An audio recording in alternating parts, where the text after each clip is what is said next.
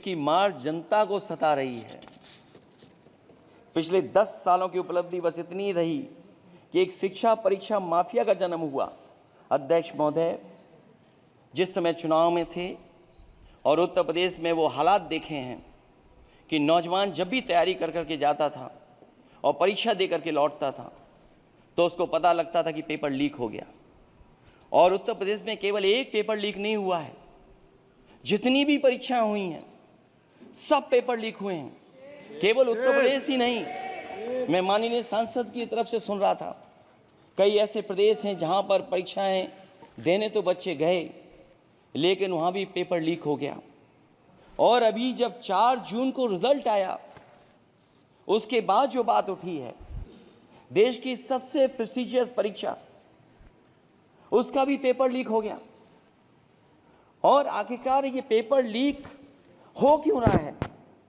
सच्चाई तो ये है कि ये सरकार पेपर लीक इसलिए करा रही है कि सरकार नौकरी नहीं देना चाहती, रोजगार नहीं देना चाहती, उन नौजवानों का भविष्य नहीं बनने देना चाहती। पिछले 10 सालों की उपलब्धि बस इतनी रही है कि एक शिक्षा परीक्षा माफिया का जन्म हुआ है, जिसने तथाकथित अमृत काल में युवाओं के भविष्य की आशाओं को ही जहर दे दिया है।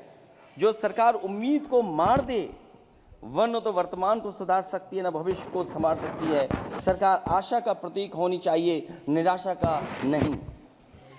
जनता की मार जनता को सता रही है। पिछले 10 सालों की उपलब्धि बस इतनी रही कि एक शिक्षा परीक्षा माफिया का जन्म हुआ। अध्यक्ष महोदय, जिस समय चुनाव में थे और उत्तर प्रदेश में वो हालात देखे हैं कि नौजवान जब भी तैयारी कर करके जाता था और परीक्षा दे करके लौटता था तो उसको पता लगता था कि पेपर लीक हो गया। और उत्तर प्रदेश में केवल एक पेपर लीक नहीं हुआ है, जितनी भी परीक्षाएं हुई हैं सब पेपर लीक हुए हैं। केवल उत्तर प्रदेश ही नहीं, मैं माननीय सांसद की तरफ से सुन रहा था, कई ऐसे प्रदेश हैं जहां पर परीक्षाएं देने तो बच्चे गए लेकिन वहां भी पेपर लीक हो गया। और अभी जब 4 जून को रिजल्ट आया उसके बाद जो बात उठी है, देश की सबसे प्रेस्टिजियस परीक्षा उसका भी पेपर लीक हो गया। और आखिरकार ये पेपर लीक हो क्यों रहा है? सच्चाई तो ये है कि ये सरकार पेपर लीक इसलिए करा रही है कि सरकार नौकरी नहीं देना चाहती, रोजगार नहीं देना चाहती, उन नौजवानों का भविष्य नहीं बनने देना चाहती। पिछले 10 सालों की उपलब्धि बस इतनी रही है